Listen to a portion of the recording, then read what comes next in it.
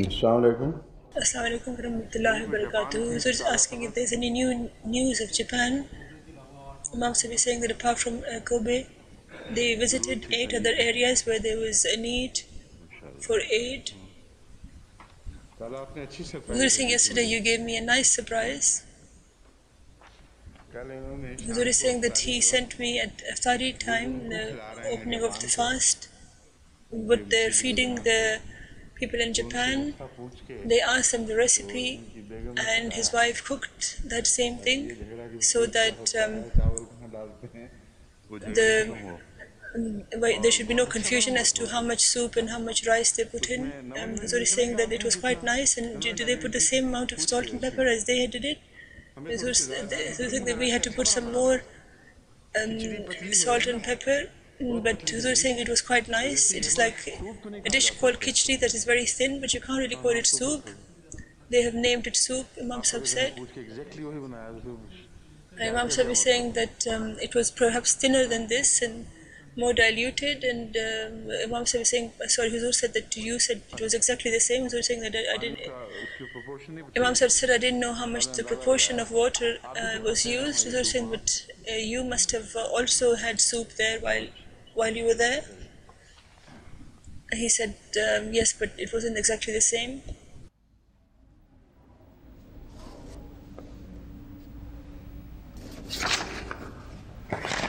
أعوذ بالله من الشيطان الرجيم بسم الله الرحمن الرحيم الذين قالوا إن الله هدى إلينا لا نؤمن لرسول حتى يأتينا بقربان تأكله النار قل قد جاءكم رسل من قبلي بالبينات وبالذي قلتم فلما قتلتموهم إن كنتم صادقين. इसी आयत पर We were discussing this verse. We were speaking about miracles, and I said to you that I will tell you about the miracles of the Holy Quran.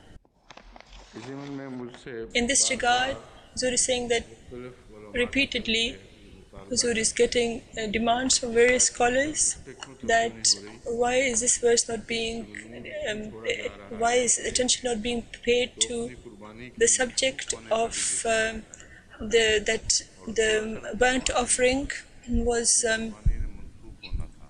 abrogated. It was to be abrogated at the time of the Holy Prophet ﷺ, and then after that, there is another prophecy which has to do with the Prophet ﷺ, and some have perhaps have sent me this reference again. Huzur is saying that I had this reference in my mind, but I had intentionally left it because it was it wouldn't fit in with our what our assumption is. Huzur is saying that we are trying to say that the Bible does not have any condition of the truth of judging a prophet, the criteria for his truth. It doesn't. The Bible does not present that until there's a burnt offering, then or a fire eating a sacrifice, then until that time you shouldn't accept a prophet's truth.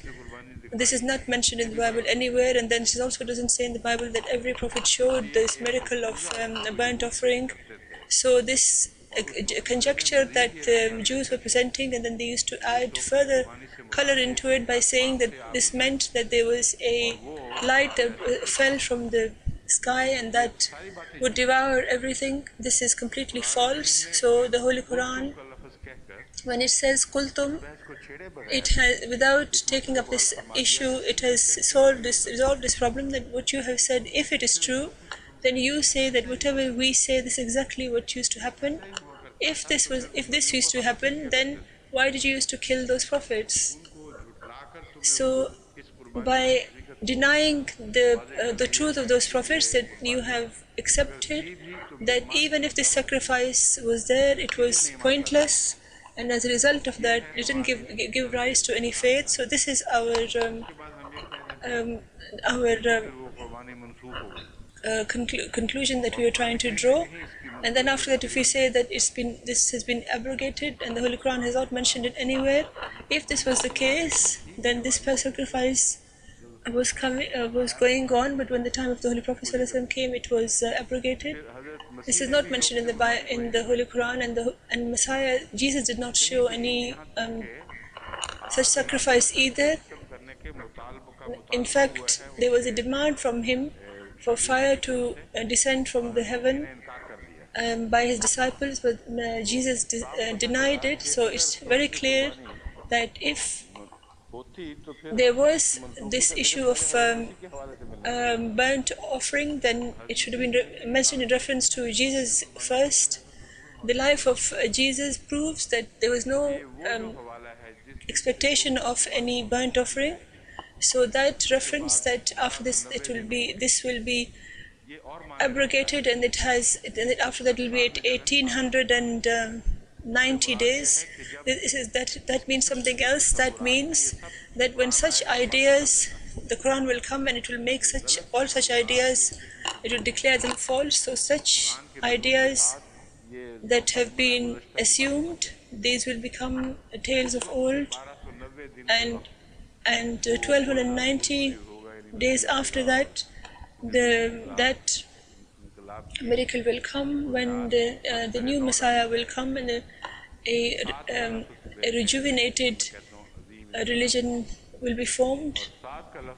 And the word is Saat, which is mentioned in only in two references. One is with reference to the first coming of the Holy Prophet ﷺ, just as it says in وَانْشَقَّ الْقَمَرِ اقْتَرَبَتِ السَّاعَةُ وَانْشَقَّ الْقَمَرِ, that the tearing of the moon proves that Asa, that is the great revolution, spiritual revolution, the day of that has arrived, that is the coming of the Holy Prophet ﷺ has arrived. And also Messiah was called Ilmul Lista, and apart from him this word Sa is not used about any other prophet. So the 1290 days incident refers to the second Sa, which has been combined with the advent of Messiah, and it had to be fulfilled with the advent of the Messiah. So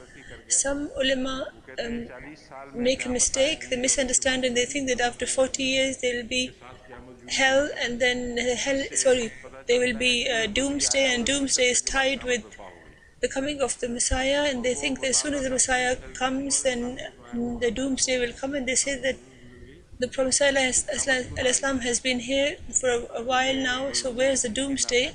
So this is because of their misunderstanding. The fact of the matter is that the real doomsday came when the Holy Prophet ﷺ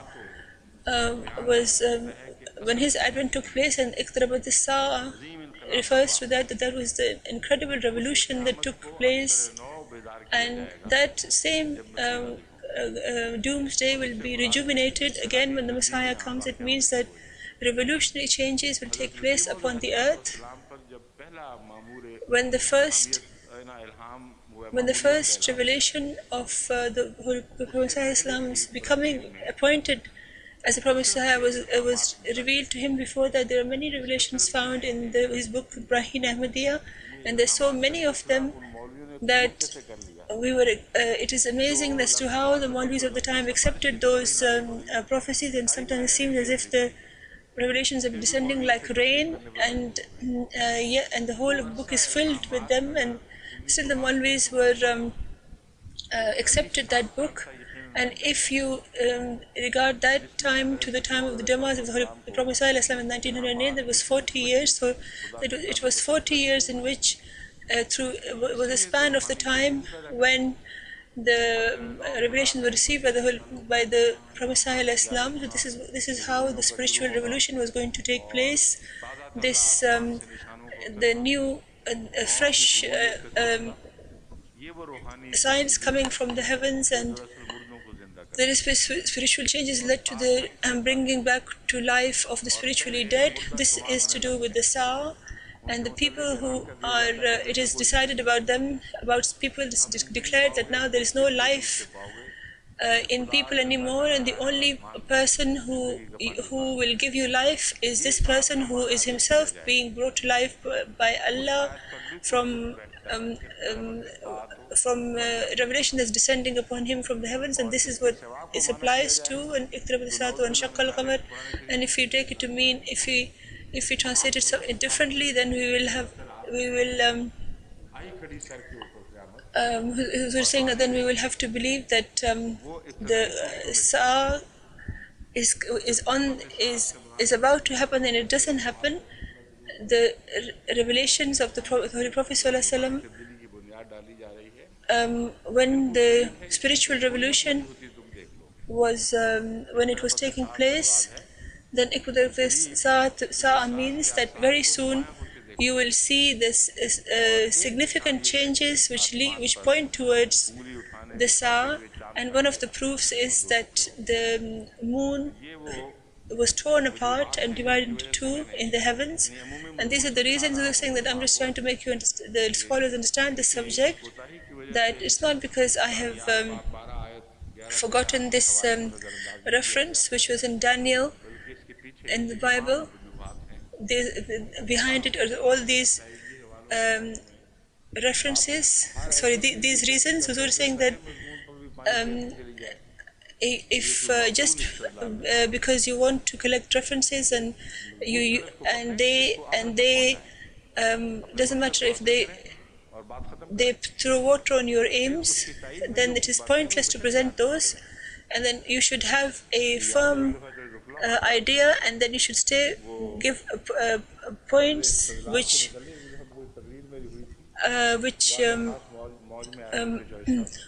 go with it. He said that once Joisa was saying to Huzur did a speech on this subject, and he was saying that his teacher once told him that a proof is that which you make, you stab into the heart, and then after that you can add things to it, but you must not have any confusion. You should have one basic proof, and when you present that, then you can present other references to support that. But if you make different holes and dig different holes, then it will not mean anything. So this style that I have adopted is due to a particular strategy, and this particular reference does not suit that. So that only refers to the great spiritual revolution that took place at the time of the Holy Prophet ﷺ, and those people who used to bury their girls alive, and all of that time, that ignorant time came to an end, and a new era started. And then if you combine it to that, then you'll have the 1290 days. Because we're saying if it is accepted as it is, then the commentators say that from the time of Jesus, that time has begun, the ending of the sacrifice, and the fact is that Jesus did not produce any fire-eating sacrifices eaten by fire. So then where will you begin this time from? So you should understand the subject of prophecies, and there is no point in combining together prophecies that are similar to each other. So we're saying that I read something that very alleged. Today, Hazur found the same allegation from Encyclopedia Britannica. Hazur is saying that where did it come from? It came from Rabwa. In Encyclopedia Britannica, it's the same thing is written that Muhammad is the last prophet. He had no miracle except the Quran, the like of which no human can produce. And in the bracket says, soon after the prophet's death, a plethora of miracles were attributed to him by Muslims. And then after that, its detail is being mentioned in another place. A plethora of miracles, what does this mean? It means that they got a lot of miracles. They collected together a lot of miracles, and is it Muhammad's only miracle, according to his own words, of the bringing of the Quran, it credited with innumerable miracles and associated with a variety of miraculous occurrences. His finger split the moon. The cooked poisoned meat warned him not to touch it. The palm translate, this gazelle spoke for him. He cast no shadow. From his perspiration, the rose was created. His ascension to heaven is still celebrated. He rode the winged horse, Burqa, in the company of the angel Gabriel, through the thing that they call Jibreel, Gabriel, through the seven spheres, meeting the other prophets there, until he reached the divine presence alone, even without the angel's inspiration. This is what the encyclopedia writes about it. They're saying our ulama should not worry. This is in our favor. This is the reference from which we shall take the talk about miracles further. The Holy Quran has all such miracles which people take as a show that has been rejected by the Holy Quran.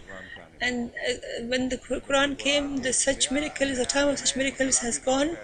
The Quran declares a new revolutionary time, and all those miracles that are worth mentioning, they are present in the Holy Quran, and from that to derive their own conclusion. Some ulama have explained some other miracles which it doesn't concern us. These references that we've got, this is from the wrong deduction of the ulama. The Quran does not speak of any horse, etc. And we are saying that we have spoken about that in detail as to what the Miraj meant and what the real subject was, and I've spoken of this extensively in my Friday sermons as well. But although these references are painful, but the fact is that they say that the Holy Prophet ﷺ didn't have any sweat, and this is sweat resulted in rose fragrance, and these are wrong conclusions that are deductions that are made from the Holy Quran, and there is no miracle mentioned in the Bible, in the Holy Quran, which no one can deny from the point of view of worldly knowledge. So there is to say that the Quran is presenting the Quran as a miracle. There is one mistake in this. They say that the Quran is was only saying this, that because it's such a incredible word, this is why it is a miracle, and there is no other miracle in it. The Quran has not just claimed that it's an incredible and deep book. The Quran is full of signs, and it claims such signs, so many signs, is that Allah says, أعوذ بالله من الشيطان الرجيم لو كان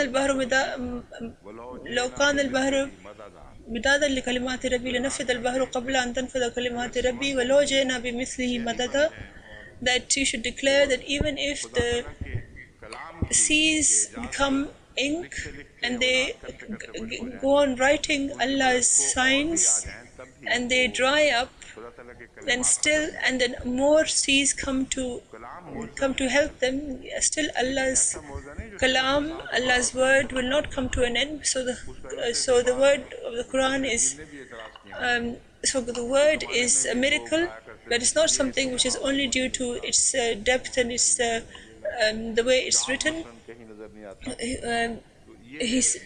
They're saying that some Orientalists also they say that this is not found in this way, and this phrase should be found in a different way or whatever. That's on one hand, but generally speaking, the whole of Arabia was incredibly impressed with the greatness of the Holy Quran, And the Holy Quran is saying that all those miracles which are real, and they have the power to vanquish the greatest enemy, and who is the greatest opponent, and they have to accept those miracles. Such miracles are present in the Holy Quran, and with this reference we should be grateful to such references which are found in Encyclopedia Britannica. They are right that the Holy Prophet ﷺ has searched for them, it has asked, instructed to find miracles in the Holy Quran, and he's regarded the Holy Quran as miracle, and this is where you'll find the miracles, and there's no need to look for miracles outside the Holy Quran. So there are some miracles of the Holy Quran which have to do with the past, and some which has to do with the present, and some others which have to do with the future. There are some which correct the Bible, and the wrong stories of the Bible have been presented in a correct way. There are some miracles in which the statements of the Bible have been ignored because those are pointless, and they result in a reduction of faith, not an augmentation of faith.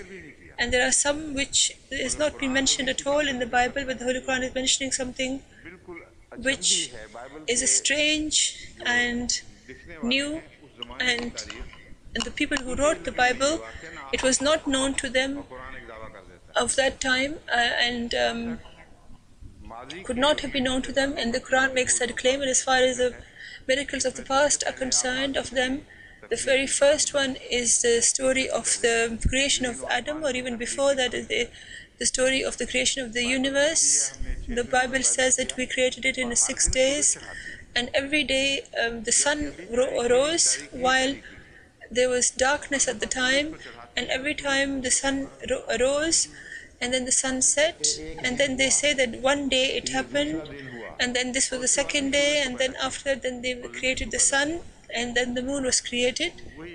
So the same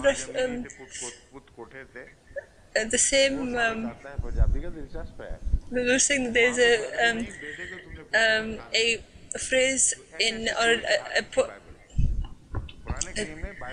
a joke in Punjabi which says that if the mother is not born and you said that you've got the sun to sit on a place, then it's the same thing, that they're saying the day and the sun was created afterwards. So the Holy Quran only presents those things which are to do with the truth and leaves the other things. And then the Holy Quran makes it clear as to what the day means, and it says doesn't mean the day that you see rising and setting.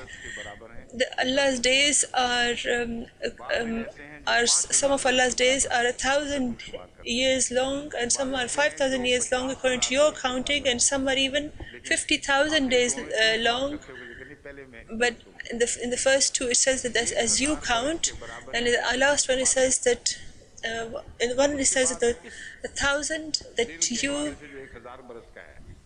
count, and then there's also a day of Allah which has such days in it. It goes up to 50,000 years, 5,000 years, and 50,000 years as well. Huzur is saying that once Huzur uses the calculator to multiply these with each other, and Huzur multiplied the 50,000 with if you look at understand the meaning of that universe, and you multiply them with each other, then the time of the creation of the universe to now is within that 50,000 years, of which every day is of 1,000 years. So it's for 50,000 times 1,000. So the day that has been of 1,000 years is according to your counting, and where Allah is mentioning His own days, and it doesn't say at your counting. So the day is defined, and then the other days are then going to be defined in accordance to this definition. Some people will not understand this calculation, but they were saying that I have explained it in one of my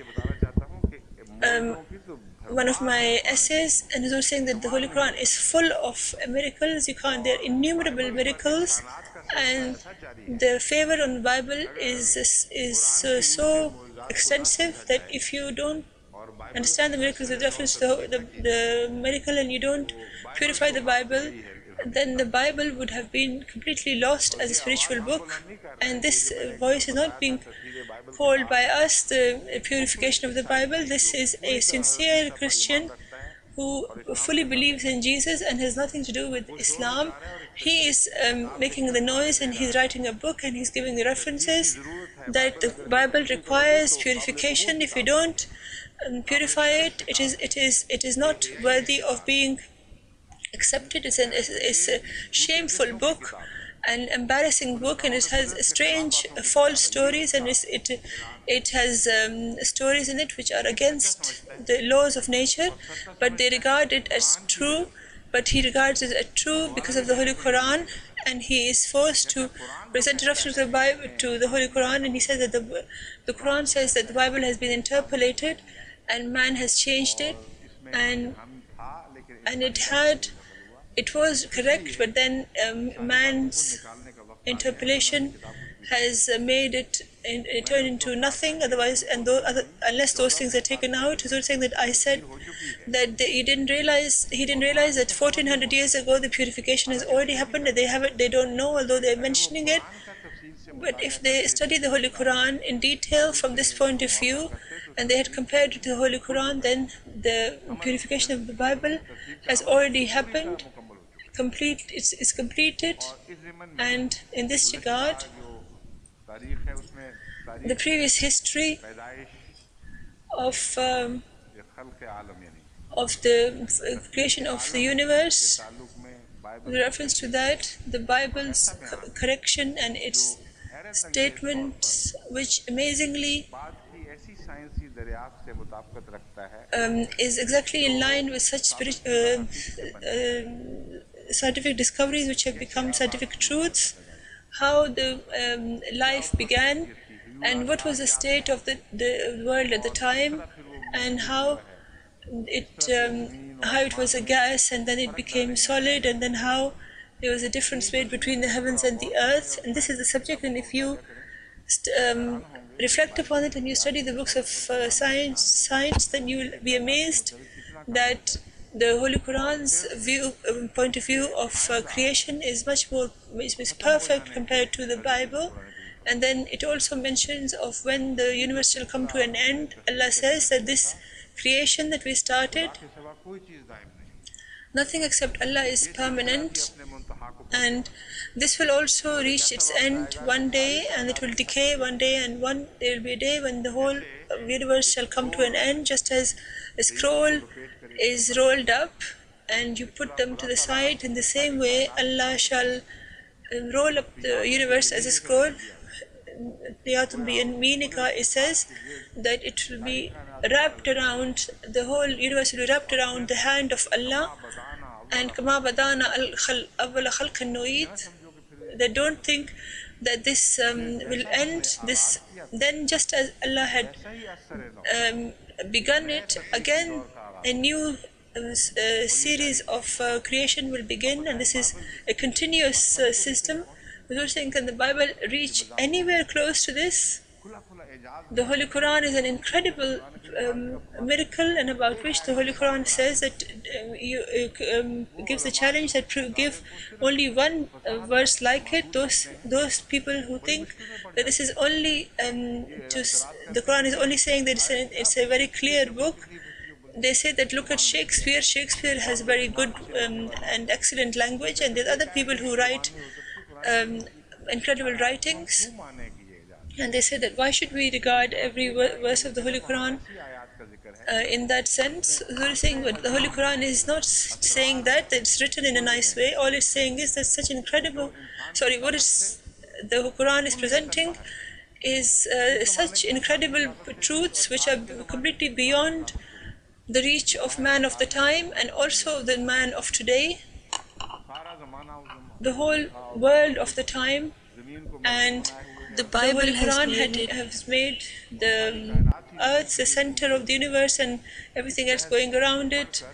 And when Galileo announced that no, the earth is going around the the sun, then a lot of noise was raised and hoo-ha was raised. The priests called Galileo, and he said that you are making the Bible, proving it to be false by saying these things. For a while, Galileo fought with them, and when the noose went round his neck, and they said that now we're going to kill you because of this, he denied it, and Galileo, he had one blemish against him, although he was a very intelligent man. But when he repented, then he got such a punishment that God made him blind. And the one who invented the binoculars, who said that because of me, the universe has become so vast. At the end, he had to accept that the Galileo, who created those things from which your imagination of the universe had increased so much, now his universe has become confined within his body. He doesn't have the eyes anymore to look anymore. So the Holy Quran has shown us such incredible miracles in the Holy Quran that if we look at even one miracle, then after a very lengthy process of thought process, man arrives at that one point. And the Holy Quran keeps on speaking of the future. So when the Holy Quran says, Kama, who was asking what the verse is? Kama badana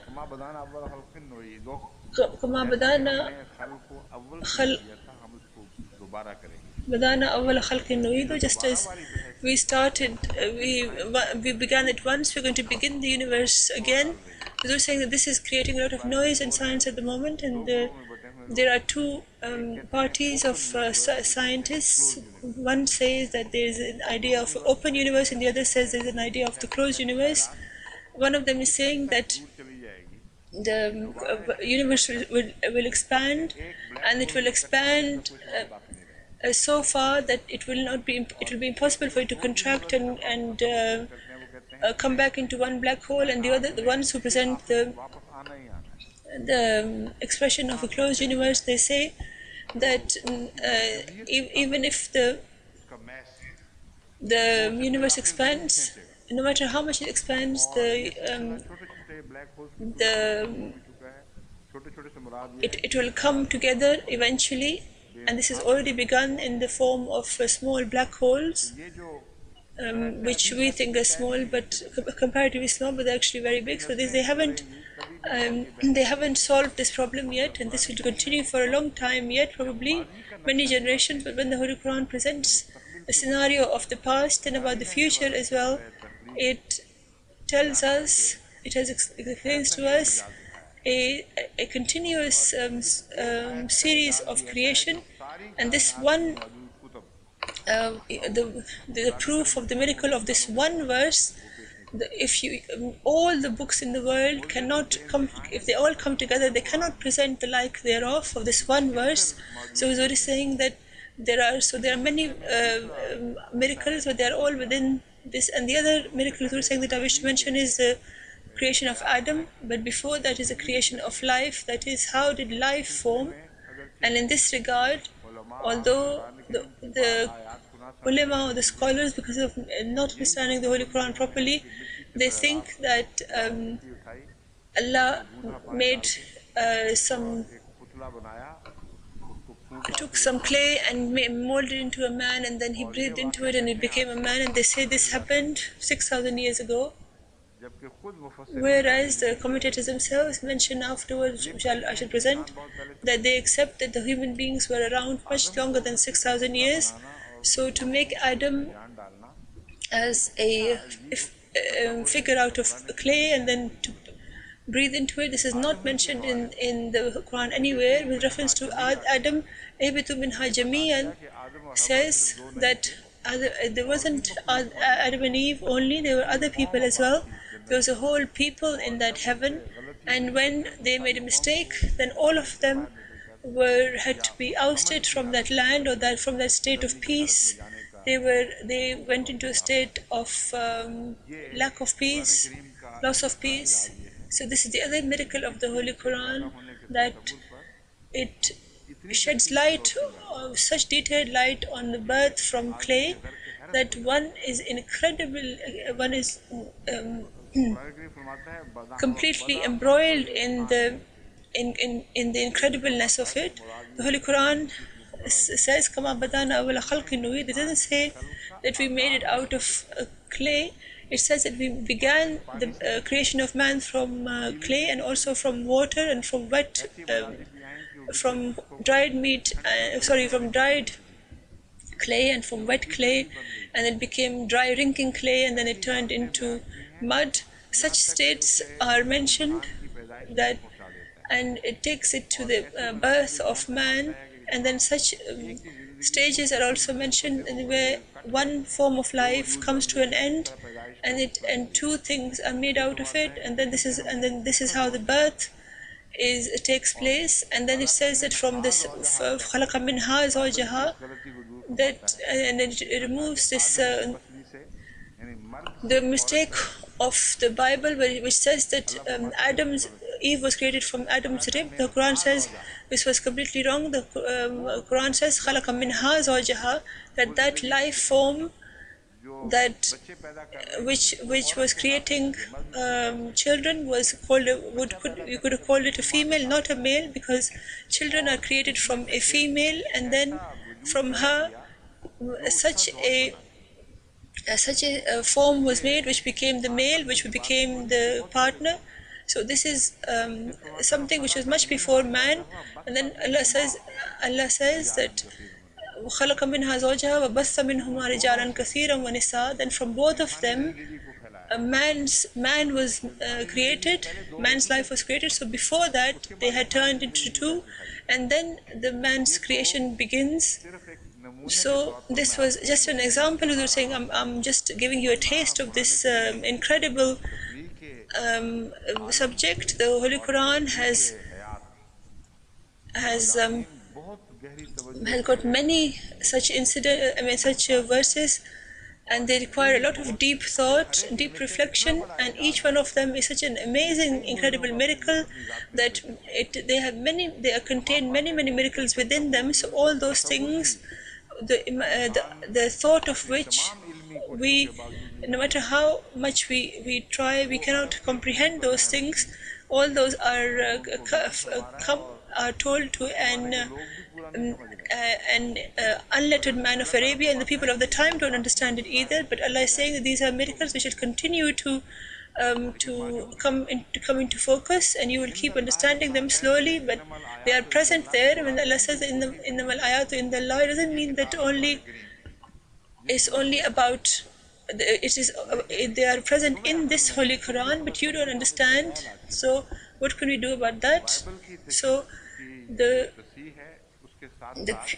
correction of the Bible, with that, the Quran also puts light on certain facts, certain truths which are eternal truths, which reveal incredible truths of creation. And when other people, outside people, when they read it, some of whom are good people who have some light of truth in them, then they are forced to accept that the Bible is full of rubbish of all kinds, and the Holy Quran is free of all kinds of rubbish.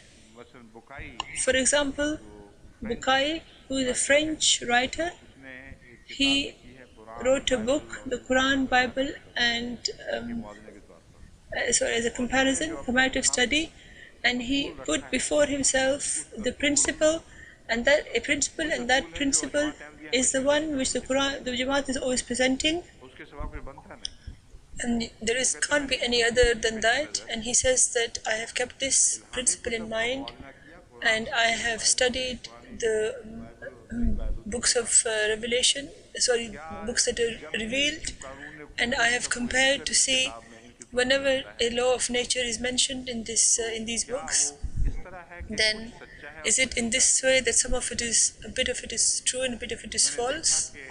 And he said that he has judged that this was the case in the Bible, but as far as the Holy Quran was concerned, there was not a single example that he found that if there is a mention and it's even in the slightest wrong, it's whatever the Quran tells you, it's always completely true.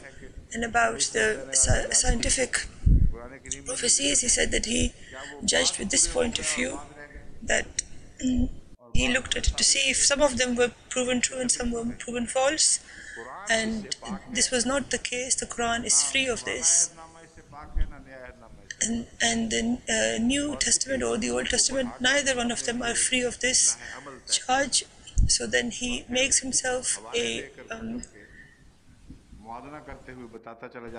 standard, and then he compares different books, and he says that everywhere the Quran is proven to be true, and everything that it says is always true. So how could it be that a unlettered man who was in Arabia, such incredible secrets of the universe were told to him, which were not found in other books of religion, and neither were they in the scholarly books, and whenever he speaks, he is true.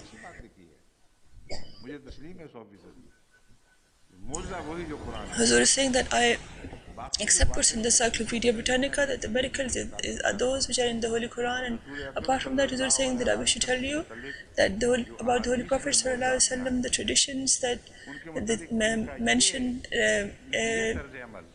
miracles, and then this style is utterly false unless the same can be adopted about the Bible. If they do, then we will regard them to be true, and we will regard them to not have any malice, but those to present those miracles in such a way that, look, how did this happen, how did that happen, how did the animal cry, and then despite that to accept those miracles, which are far hundreds of times more illogical, and to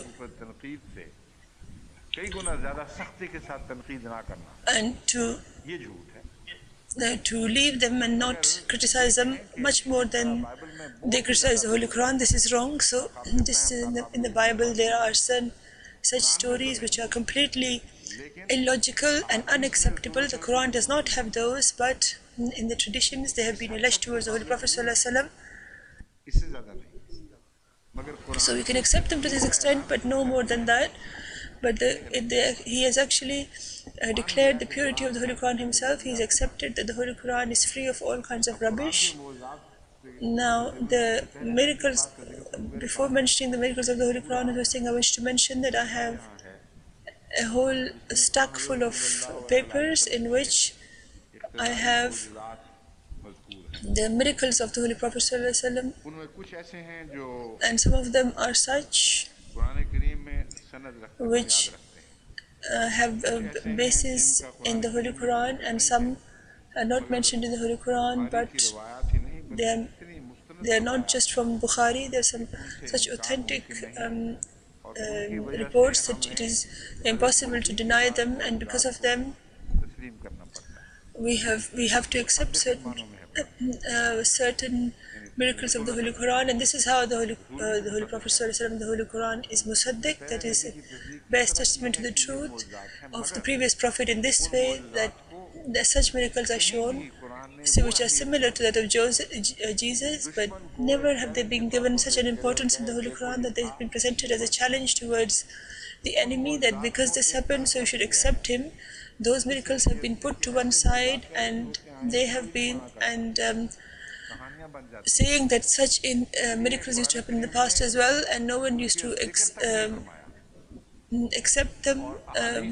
So the Holy Quran does not even mention them, but they are mentioned in the traditions, and because the Quran has not mentioned them and they are in the traditions, so they think that, and the Muslims, because they wanted to invent miracles with reference to the Holy Prophet ﷺ, the proof that they are false is that the Holy Quran does not mention them, whereas the fact of the matter is that some of them have their basis in the Holy Quran, and some of them are not mentioned in the Holy Quran, but they're in the Bible. For example, the increasing of the the food and for a little bit of food to be enough for lots of people.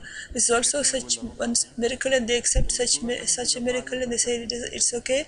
But when the same blessing is referred about the Holy Prophet ﷺ, then they don't accept this, and this is a such a miracle about which the psychoanalysts have also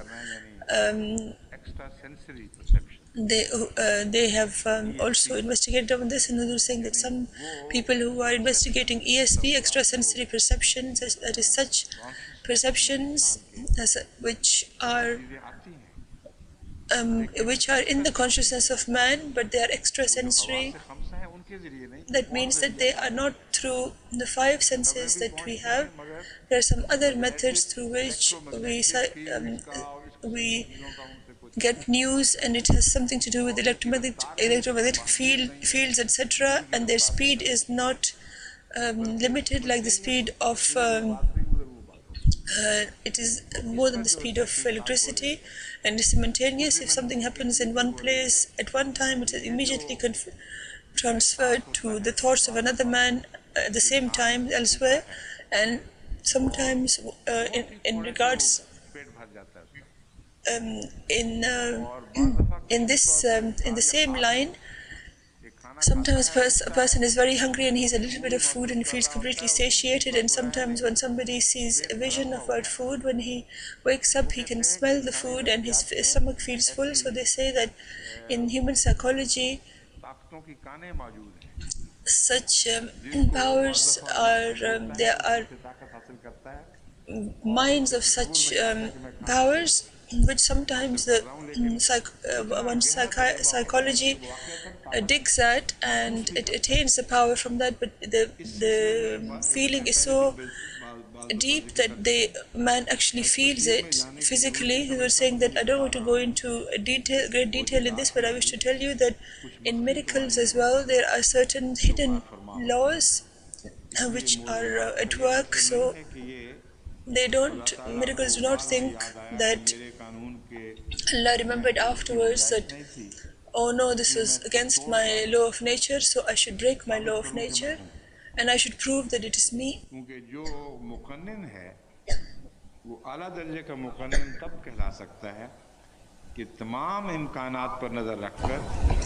Because a person who is looking at the possibilities, he is a good researcher, etc. When he looks at all the possibilities and then derives a conclusion.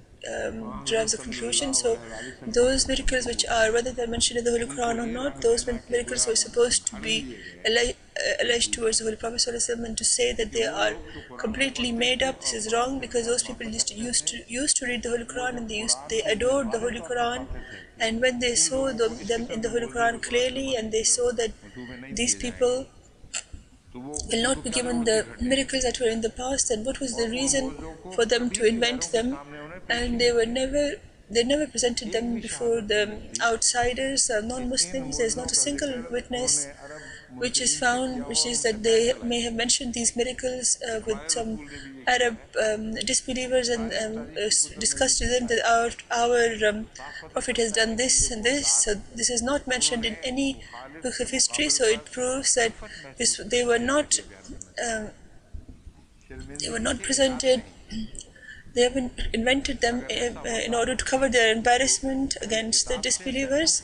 If this had happened, then there would have been a large series of discussions with the people of the book, and they would have said that our Prophet did this, and then the Muslims should have responded that, well, our Prophet did this, and they would have said that their Prophet increased food, and they would say that our Prophet increased food as well. So if these things did not happen, that means that these people who have reported this, they have understood that this was these miracles are such which is they are good for augmenting your faith, but they are not to be presented to the opponent. So we must remember this aspect of miracles. And when we say that some such miracles are rubbish, then We call them rubbish because those miracles or other miracles that are similar to them, they are go against the style of the Holy Prophet ﷺ, sorry, the style of Allah, the manner in which Allah works and His laws of nature. And about other miracles, if we regard them to happen, then we say that it is possible because Allah's laws of nature, they have many different depths, and another law of nature takes over which we cannot see, and it's actually not by breaking a law of nature, it is exactly in accordance with another law of nature. So it's very important to understand this aspect, because in the Western countries there are many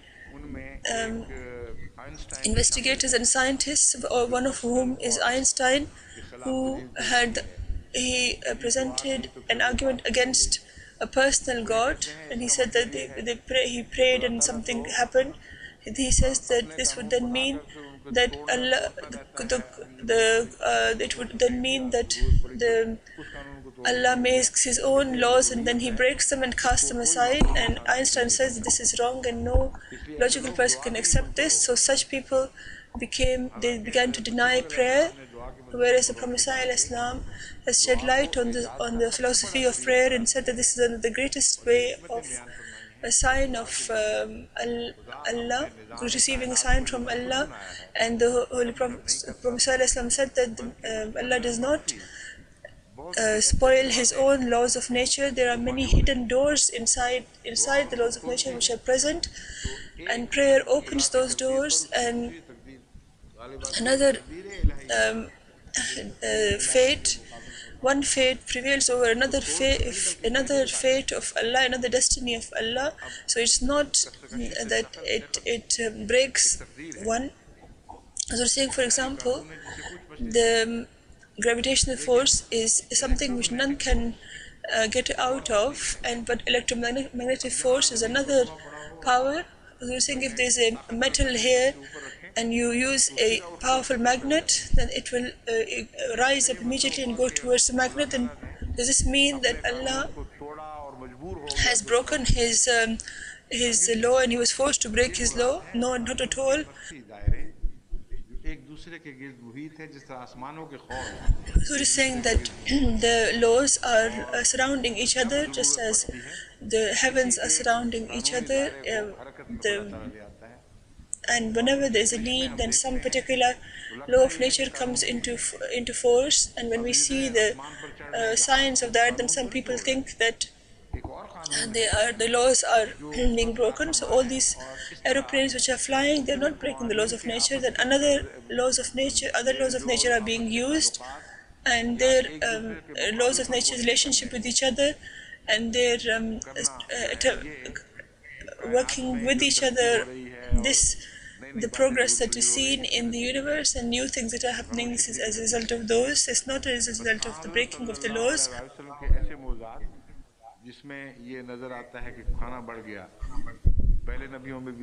So such miracles of the Holy Prophet ﷺ, which it seems as if the food has increased, etc., Huzur saying that perhaps, which also was found about other prophets, Huzur saying perhaps there might be some laws where the food increases, but we do know that these miracles of the Holy Prophet ﷺ, there is no one has a right to mock at such laws, such miracles, because the Holy Quran has not presented such miracles as a sign of the truth of the proof of the Holy Prophet ﷺ. If there is a right, then we have a right to complain against such religions who present such miracles as a proof of the truth of a prophet, and if they do, then the witness should be from them. But you don't get those kind of witnesses about Jesus. All the Christians, the greatest miracle of Jesus was, they say that it was His resurrection, and there they get caught, because the greatest miracle of Jesus was something that every one of his enemy knew about. There was no enemy on whom this became clear. The Christians can look at their witnesses, their history, and they will not find that any enemy may have seen Jesus walking around and may have declared that he is alive and would have believed in him. But those that did believe in him, about them it is famous that they used to see him, but they had the different states. There was a lady named Mary who saw Jesus, and upon that another sect was formed, and she said that she saw her in a vision, him in a vision, and these are people who have the status of prophethood, and whatever they say is absolutely true. One is the incident when Jesus himself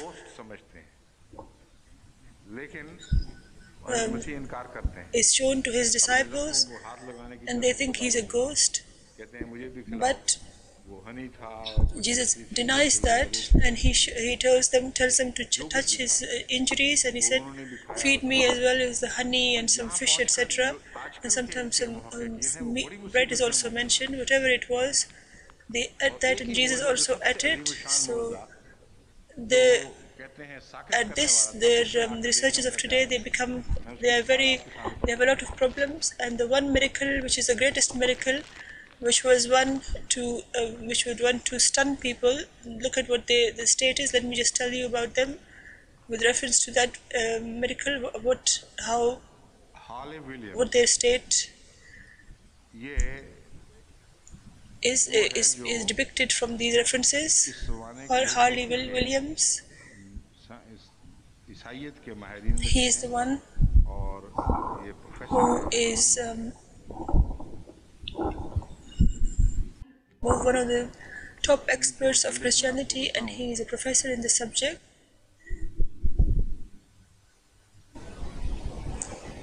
About him, for sake, let me tell you.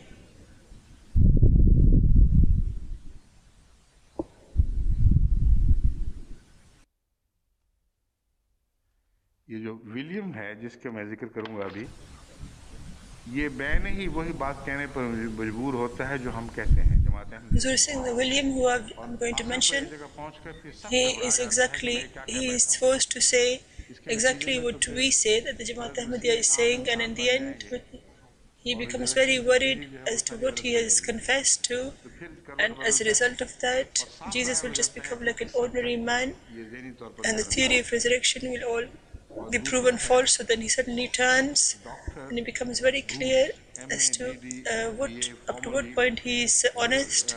And the other is Dr. F. Bruce, MADDFBA, formerly Ryland's Professor of Biblical Criticism and Exegesis in the University of Manchester. Zul Singh is not exegesis. Zul Singh, is that how you pronounce it? Exegesis? He is from Manchester. Zul Singh, he is such a qualified and has got such a high status, but he himself, when he takes a subject further, he tries to hide in such veils of concealment which makes it clear that the resurrection is not like the Christians try to depict. One of the greatest miracles of Jesus, which they say there is no examples of it are found in the world. They're saying that their examples are found, in fact, within the Bible. I'll show them to you. The Bible even says that from the bones of Elijah or Malaika, whoever it is, they're saying, I'll tell you the reference. By clashing with his bones, the dead came to life. So it's such people who are bringing people back to life, and people who were who brought themselves to life after they died. So to think that this was a miracle of Jesus, of resurrection, that was not found anywhere, this is wrong. And it's also wrong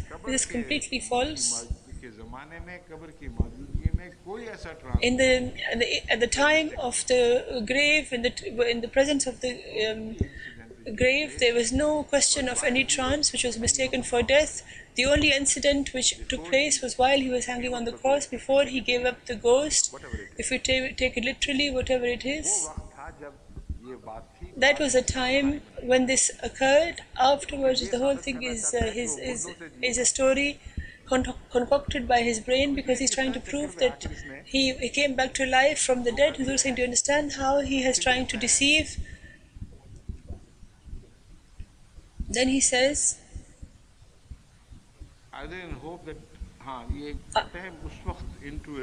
he's saying that at that time he fell into a trance which was mistaken for death and was hidden in the tomb.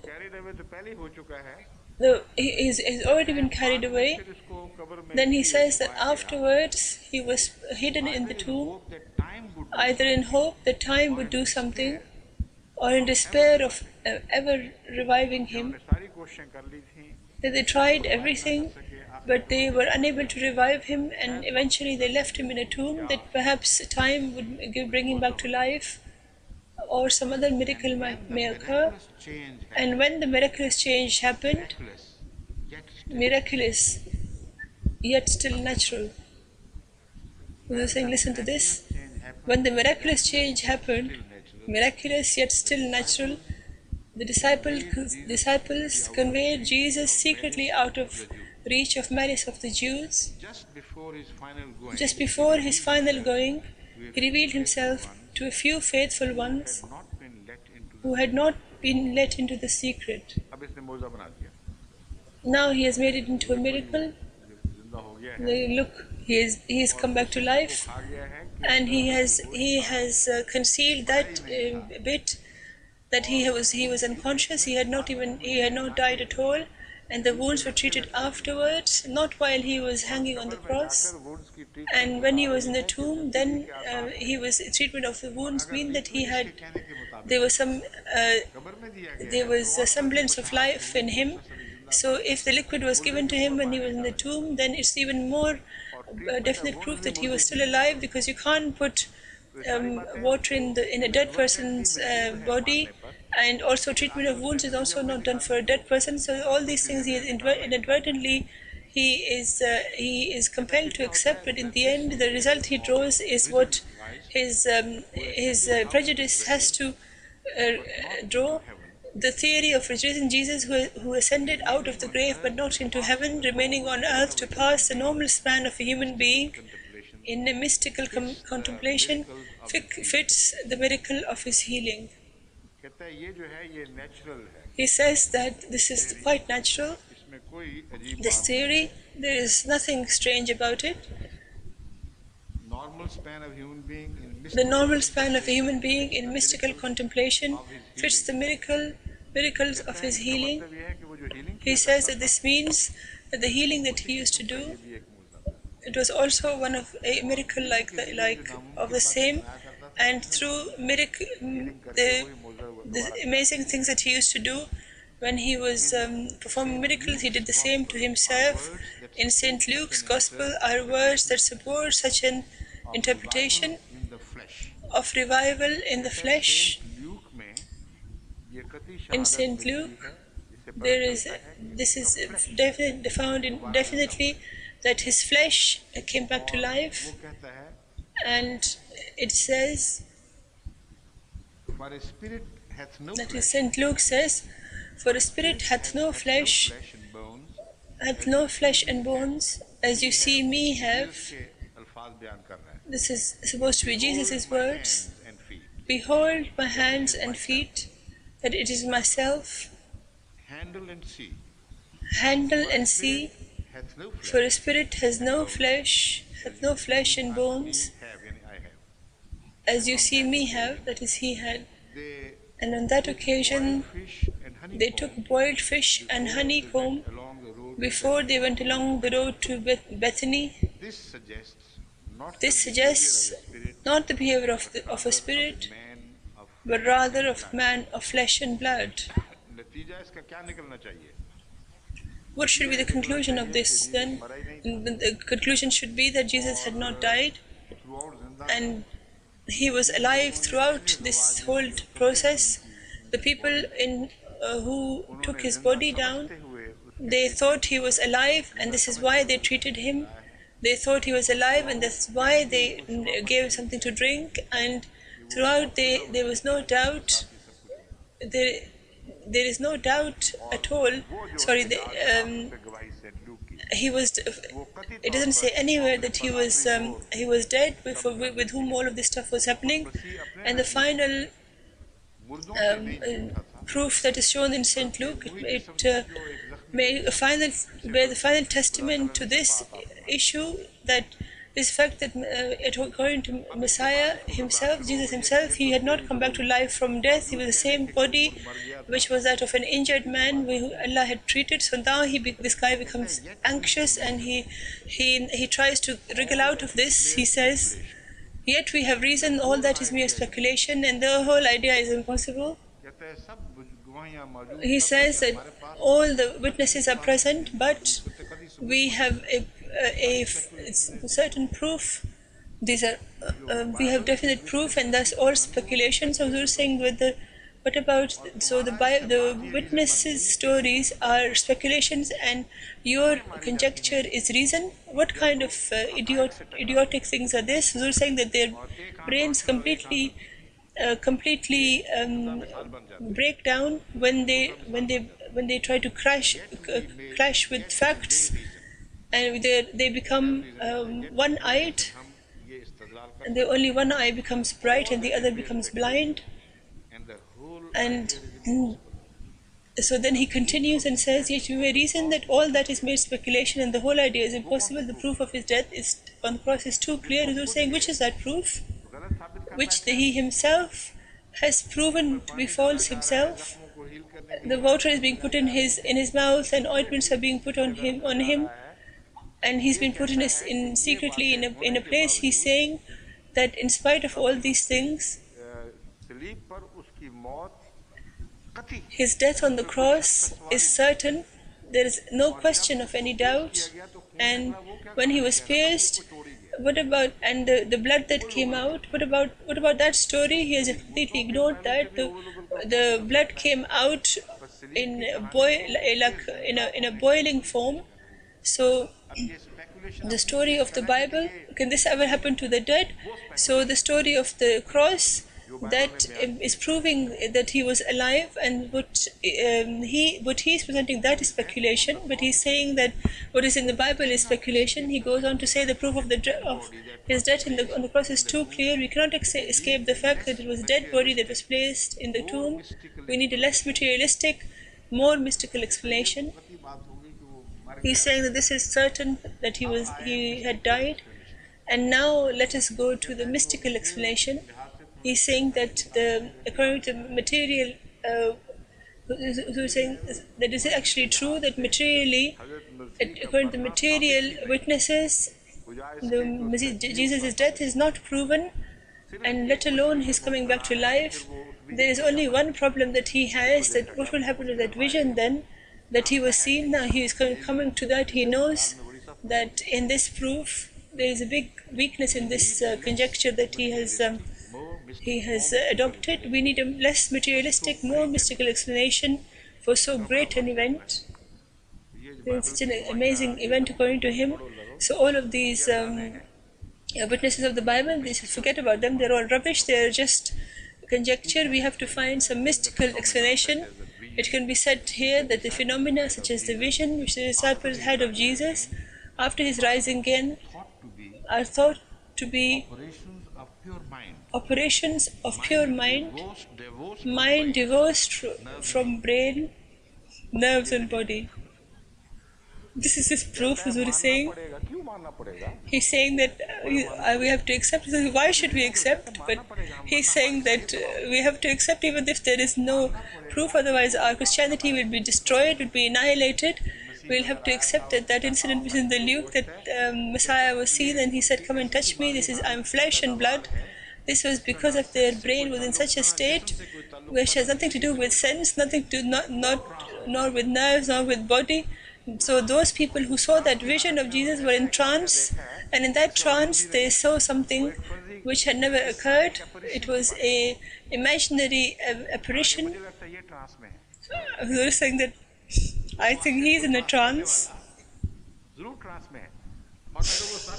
If he's calling that incident trance, that means that he is in a trance. Huzur saying if that's all a trance, then what about the proof of life, and where is the proof of his coming back to life?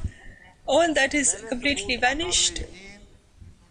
The first proof is not worth accepting because that's materialistic and we cannot accept that. He is accepting this.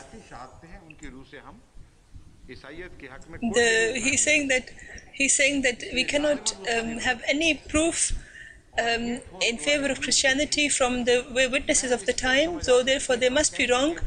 And this witness in Luke, we can only understand that those people who saw Messiah, the Jesus, were so crazy that their internal understanding had nothing to do with the external facts, neither from their brain, nor from their bodies, nor from any other life. They went mad and they were seeing something imaginary. Are thought to be operations of pure mind, mind divorced from brain.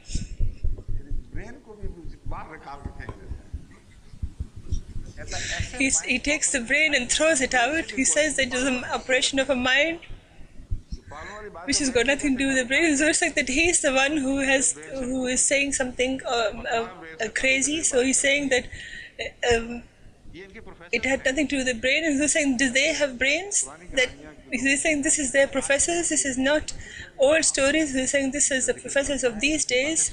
They are mentioned with a lot of respect, and people think that they are saying some things very, very true. Pure mind divorced from brain, nerve, and body. So what he's saying, if it wasn't had nothing to do with the nerves, then what kind of a brain was that? What was it thinking? If something does not have anything to do with the nerve, then what was it that was saved, which was not recorded in the brain at all? So we're saying that did someone come and tell this professor? So what about all the other witnesses that are found in the Bible? A miracle represents a two-way traffic of mental energy. It needs a giver and a receiver. What an incredible philosophy he has told us. The mental conditions of disciples of the crucifixion was that in which extrasensory perception forces best operate. So he's saying now he has come to extrasensory perception.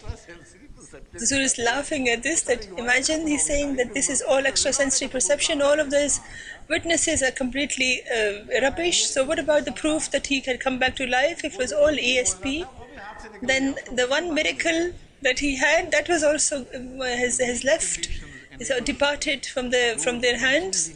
Unique conditions enable those virginally minded peasants. Unique conditions enable those virginally minded peasants to become for a brief moment supermen. He's saying that they turned into supermen because they saw such a load of rubbish which had nothing to do with facts, and he said that this is what is called supermen. So they're saying, so then the master of such a superman must be a superman. So they're saying this is what happens to them when they try to step in the world of conclusions drawn from logic. Then when they try to try to build the building of the Bible, then Christianity's building cannot be constructed. No, but this is what happens to them. Then he's trying to console himself by saying, the one of all possible interpretations of miracles of the resurrection which most appeals to me is that which suggests that Jesus passed through a physical death, returned to his sensitive disciples in the form of a spiritual manifestation.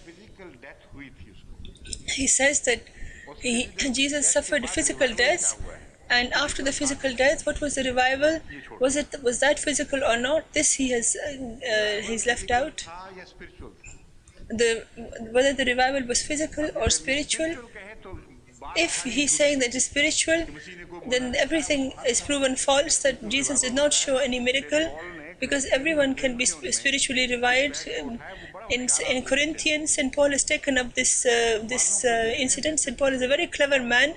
If some people, St. Paul used to give proofs to, very logical, and to some he would give evidence that he is trying to prove. In a letter he says that if you deny the resurrection of Jesus, then all of this universe, the system of God, of coming back to life of the dead, then you will have to deny that Jesus is coming back to life is the same as the dead will come to life in a spiritual way, in a spiritual life, and it is wrong to say that to insist that he was that bodily came back to life. It is wrong. So he says this and then he tries to change what he's saying. So here he is becoming stuck, this poor guy, and he says that he had come back to life from the dead, but because it was proven that he came back to them in a body. If he tries to prove this, then then the problem is that they will then have to say that perhaps he didn't even die. That seems more logical. And then after, if he was dead for so long, then how did he get revived, and how did his brain come back to life, and was he still in the body? So then he would accept two deaths. So many different problems arise from this. So in order to save himself from that, he has made a middle theory, which I was saying. Let me read to you again the whole thing. One of the possible interpretations of the miracles of the resurrection, which most appeals to me, which suggests that Jesus passed through a physical death but returned to a specially sensitive disciple in the form of a spiritual manifestation which was as real as any presence could be. He was laughing that he had died in actuality, but when he came back to life, he's leaving that aside. But on those that he was manifested, he was manifested as a vision, which was such a clear vision. It was as if it was really true. This is what he's saying is the greatest deduction of his proof, which is non-existent. This fits best the extraordinary power, which was as real as any presence could be. This fits best the extraordinary power which this event has exercised over mankind. Is this any conclusion? The whole thing is just rubbish. It's all an imagined tale. He's rejecting the witness of the Bible, and he's trying to is one of the worst examples of presenting his own conjecture. And the fact of the matter is that what Jesus said, it has a very deep relation with the incident of the Christ, because in that incident which he's saying that it's a definite proof of his death, the same proof Jesus has denied. He said about someone who was watching that he gave up the ghost, that he had given his ghost up. That means that the soul had departed the body. When you listen to this, their fear is understood. So when they thought that if they gave it the ghost, it must be the ghost that we are watching. So Messiah is saying to them that, look, it is not my ghost. My ghost had not left. I am the same Messiah. Come and feel me. I am the same body from which I am speaking. No ghost has departed from it, so you don't have to be afraid of me. Let me show you by eating food as well. So from this, with the witness of this incident, the problem that they are involved in, I was saying that I'm keeping this reference in front of you. I was saying, so the greatest miracle was that of resurrection. Even that is not proven. In fact, the opposite is being proven. And also saying the other is that in New Testament documents are reliable, and the miracles of resurrection of Jesus, who saying about this subject, the gospel miracles, Regarding the greatest miracles of all, the resurrection of Jesus, F. Bruce states, as regards details of time and place, some of these difficulties might be more easily solved if we know how the Gospel of Mark originally ended. As appears from the textual evidence, the Gospel of Mark ends at chapter 1608. Despite knowing the truth of the original text, what does he say? He goes on to say, our estimate of the miracles will depend on our estimate of Christ. He doesn't even get involved in that problem. He says what the straightforward thing is that from the miracles you can't reach Christ. First, you should imagine Christ as something, a particular thing, and then you will be able to understand the miracle. So it's a very interesting way of running away. But then, while doing this, he is rejecting the miracles. So he's saying that if you try to understand the miracles and you say and you accept them to be worthy of being accepted, then you should try to accept this Jesus, that it is possible. It's a very clear. So he's saying that they think that if Jesus is something who is beyond the laws of nature, then you don't have to worry about what happened, whether the people saw an apparition or saying. So this is their top scholars, this is their style of their manner of conjecture of coming back to life of Jesus. We were saying in this regard, my book Christianity, A Journey from Facts to Fiction, I have gone to all of their paths of escape. I have gone after them, and I've told them you can't go any further and come back. If you read that book carefully, then you will find all of these subjects which are imaginary tales about Jesus. They have been solved through logical conclusions. We were saying about miracles. I want to tell you the last thing, which the rest we'll talk about. The rest we'll talk about tomorrow. The Prophet Islam's point of view about this is very basic. He says that there are two types of miracles. One are those which are for the sake of the enhancing the faith of the believers, and they are usually seen, but they are not against the laws of nature and the style, the manner of Allah. So such miracles which are described as a miracle of that order, the way to judge them is to check if they clash with the style of Allah in the Holy Quran, then they are wrong and they're not a miracle. So the Prophet ﷺ gives an example of this verse of the Holy Quran. أعوذ بالله من الشيطان الرجيم حرام على قرية أهلكناها أنهم إليها لا يرجعون. They're saying that sometimes they're saying, are you sure it's not Ilahim? That it is haram on any people that Allah has destroyed them, that they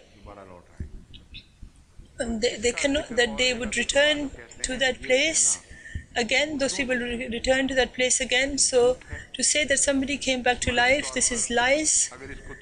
Physically, if this is accepted that somebody came back to life, then the Quran is being denied, and in that case we shall not accept that to be true. And in this regard, the Christian priests raise an objection, and because they do so with reference to Jesus, so it is important to respond to that.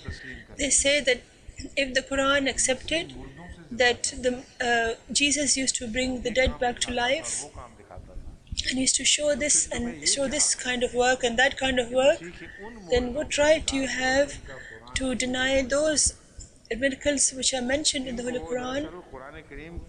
They have no idea about the style of the Holy Quran. The Holy Quran took all those things which had some mention, which had some reality in them. It mentions them and proves it, bring testament to their truth to an extent, to a certain extent. And then Allah also tells us, it gives us a key as to how to resolve them, to understand them.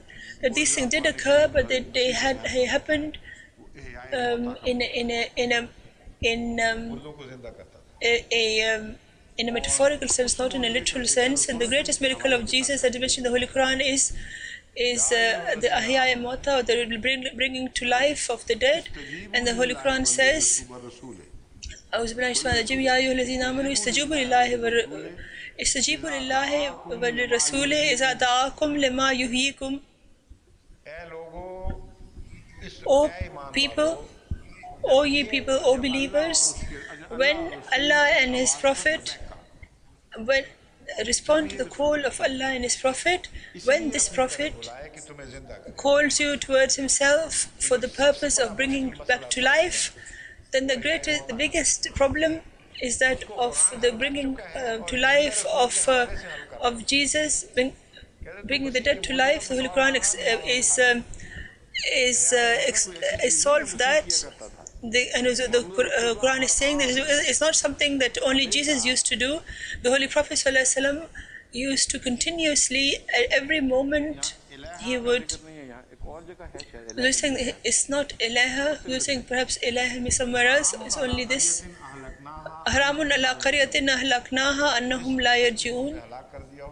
The people whom we have destroyed, they cannot return there. This is something, another declaration who is saying that with reference to Jesus, the Quran has resolved that issue by mentioning a miracle which is a continuous miracle, that this is what the bringing back to life of the dead means. So there, when you mention when we say that Jesus used to bring people back to life, then don't get confused, because that also refers to bringing the spiritually dead to life. They're saying that there's also a mention in the Holy Quran of the birds, about making of birds. So they're saying that I told you about this verse, that you should to show me this verse about which was umamum amsalukum. So they're saying that the reference disappears on time. And we were saying that show it to me. Perhaps it's left in the office. We were saying that I want to tell you, the Holy Quran has in a very exquisite manner, it has shed light on the truth of miracles, and one's logic is one's mind is amazed. The Holy Quran mentions Jesus' miracles, and then the Holy Quran says that all these birds and the four-legged animals that you see, umamum amthalukum, they are humans like you, but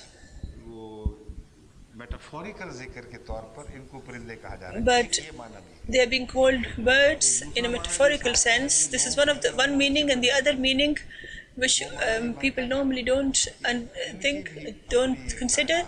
They means that they also have their own. These animals have their own universe, like you have your own universe. That is the birds and the animals, etc. This is not a particular secret from which we have been told. But it says that when we talk about these things, and then وَمَن نَصْرُ إِلَّا مِنْ إِنْدِ اللَّهِ, and we also talk about angels, and we make angels descend, though don't take this literally. The help comes from Allah alone, and this is for the sake of strengthening of your heart. This manner of expression is adopted. And Huzur is saying that in the verse itself it says this: after the Messiah's proofs, miracles are shown, and then they demand from the Holy Prophet ﷺ that you should also show us some signs. Allah says, وَالْمَوْتَى يَبْعَثُهُمُ اللَّهُ ثُمَّ إِلَيْنَا يُرْجَعُونَ وَقَالُوا لَوْلَا نُزِّلَ عَلَيْهِ آيَاتٌ مِّن رَبِّهِ. They say that, I may have made a mistake in that verse, sorry. They say that why was there not a proof shown to the Holy Prophet ﷺ? قُلْ إِنَّ اللَّهَ قَادِرٌ عَلَىٰ يُنَزِّلَ آيَاتٍ وَلَٰكِنَّ أَكْثَرُهُمْ لَا يَعْلَمُونَ. That Allah is powerful to show proofs, but they don't understand them. وَمَا مِن دَابَّةٍ فِي الْأَرْضِ وَلَا طَائِرٍ يَطِيرُ بِجَنَاحَيْهِ إِلَّا أُمَمٌ أَمْثَالُكُمْ. That these animals and these birds, they are like you, On the one hand, the subject is that why do the Holy Prophet ﷺ not show the a sign, and the other in the other Allah is responding to say that these are what is the relationship between these? So in the past, where Allah is talking about the birds speaking and the animal speaking to Sulaiman al-Islam, these Allah is saying that you don't understand, these are miracles and they are metaphors to do with people, and they are expressed in the form of they are given the name of animals and birds. So as far as the living revival of the dead is concerned, it was shown, it's been explained as to how that they were, and about the birds, etc., that you should, the Holy Prophet ﷺ was told that you should make birds, and Allah is saying that they are the previous mention of birds and etc. in the